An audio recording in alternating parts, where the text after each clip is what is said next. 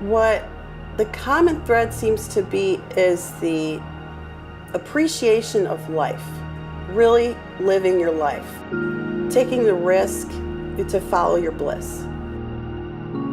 The bike itself is kind of a metaphor for liberation. It gives you the ability to move from place to place on your own without being dependent on something else or somebody else. We appreciate that freedom, and we all appreciated each other's quest to follow their own bliss.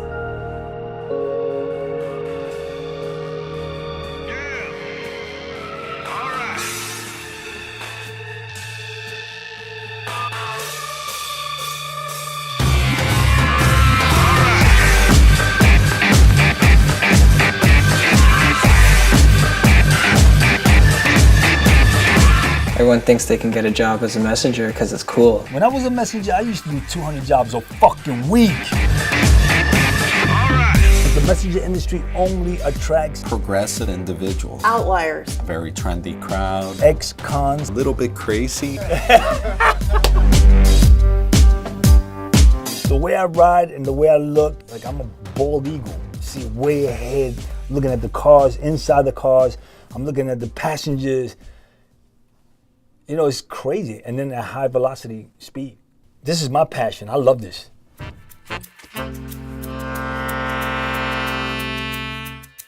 What originally got me into being a courier was just a love of bikes. I really was entranced by the thought of being a bike messenger. I always rode bikes. I had been cashing checks for messengers, so I kind of developed a relationship with them. And once I got out of the bank job, I hung out with them. They encouraged me to do it. And that year was a huge change in my life. We would sit in the park on our off times, and I would learn so much about just life, about living in the city, about handling yourself. I was truly in awe of the guys I was hanging out with. There's always a spot where, you know, you just meet up with couriers that are on standby or taking a quick break. Like your brothers, and it's family, you know? Everybody was always there for each other. You know what I'm saying?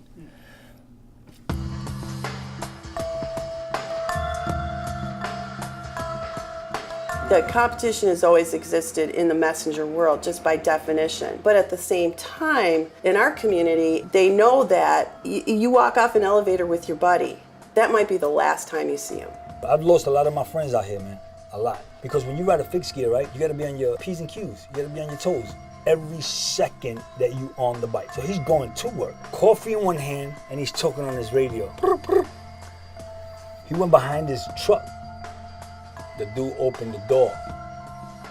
He didn't have no time. And when he fell in the street, a police van ran him over. And he was a pro biker. But it just takes that one thing, baby. You know, you're not paying attention. You gotta pay attention out here, yo, or you're gonna die. It's not a joke. I lost a lot of my friends, man. I lost a lot of my friends. Cars are the norm, and to be out on a bike taking up part of a lane to someone is an inconvenience. So you get blasted out by a horn, but because they're the accepted way of transportation, they feel like they have rights over you. It's the companies too that rob the messengers. They get upset, so they're holding all this animosity, because now they want to blow the steam. And that's where you get your alley cats from.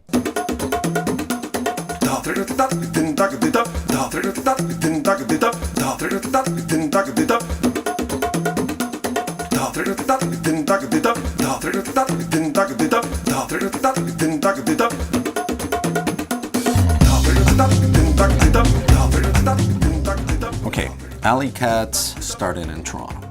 It started here, and it just kind of trickled down into the States. And you know, like so many things that we do down in the States, we see a great idea and decide we invented it. New York took it to a whole different other level.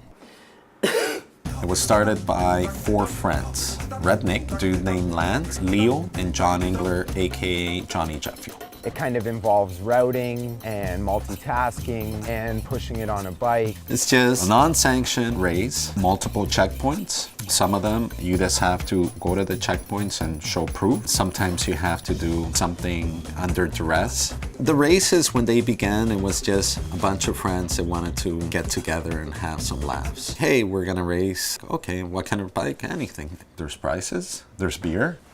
And that's what attracted them. So you ride 50 miles to do your work, and then you got to do this race.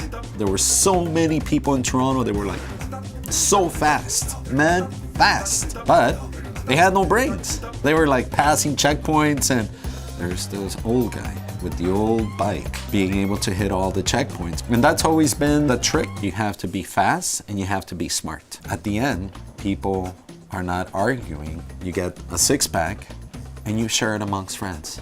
Alley Cat races, it was about that. It was about being with mutual people with the same view. Courier Alley Cat racing is thought to originate from Toronto. Actually, the same guys who actually made the human-powered roller coaster. The human-powered roller coaster was a legend. Dunhill Cigarettes, they approached Johnny and they had a mandate to get rid of all this money, and they came up with the concept of the HPR, the figure eight race, which was a wooden track, you know, the only track of its kind. You know, people would describe it, this track, and it's so cool. They're playing loud music. It just wraps around to figure eight. It's super dangerous. And man, dude, if you get a chance, you gotta go. So you'd rent a van, you'd pack as many messengers and bikes in it as you could, and you just make it there somehow, anyhow. You get there, and it's messenger heaven. It was like a nightclub / mosh pit / bike race / beer fest. It was heaven. For a lot of us, it was terrifying, which made it all the more fun. One guy actually just shot off into a pole, hit himself in the head and knocked himself out. You know, like, wow, like, yo, you know, this is the kind of shit, you know, you want to see. We were having so much fun, just like beating the crap out of each other in the mosh pit, and I got my tooth knocked out. I mean, it was epic. It was fantastic. That's an experience that any messenger in any part of the world would like to be at.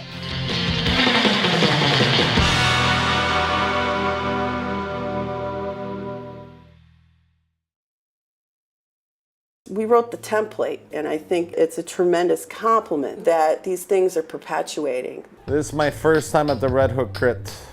Looking forward to it. Well, Nadir's kind of like a father figure to so many of us. You know, he's called me rookie ever since I've been on the road, and I've been on the road over 5 years now. He was supposed to be here at 4 in the morning. It's 4:35, rookie. Huh? 4:30. I'm here. 5. Brooks! That's something that's got me really stoked on this race, is going down with Nadir and Brooks, who are both ex-racers that are really experienced. How ridiculous is this jersey? Can you imagine throwing that on? Well, I'm just gonna put my penis jersey on. You don't think the shirt's a bit much? You have to see the bike, bro. Yeah. Bro, the bike is like the sickest bike. They know what foods to be eating, when you need to be resting, when you need to be on the rollers, because it's all those little things that'll make the difference. Most important thing on the trip, baby wipes. Sometimes you gotta take a shower, and that's the only place that only thing that you have to take a shower. What? We're cruising in a minivan. This is gonna be good. Man, we're taking a lot of stuff. They'd better not make us unpack the car at the border. Man, the border guards are gonna be like, what are you guys doing? Like, the three of us. Yeah, we're going to a bike race. The beard's not gonna help, I don't think. My beard, Brooks's hair, Nadir in general. They're gonna ask Nadir where he's going. He'll look at them and say, where is anybody going? I think right now, the only difference is the racers that are competing now, their pants are tighter than ours. That's the only difference, right? This race, this event that we're at here today, is as close as unsanctioned racing gets to the big time. So the race format is very professional. The caliber of riders that come out is quite high. This is it. This is probably the hardest race I'll do all year. This kind of races attracts those who like to ride a race with less rules. Just a do-it-yourself attitude, basically. And that's the big difference about urban racing. You don't need to dope. People don't have money to be able to dope. So this was my third crit that I went to Brooklyn to do, and I still haven't had much luck with them. Yeah, just the rain. The rain killed it for me.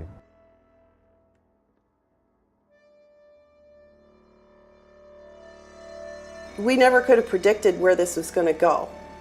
We thought it was just our little underground thing. Now everybody's going back to the roots of cycling and its simplicity.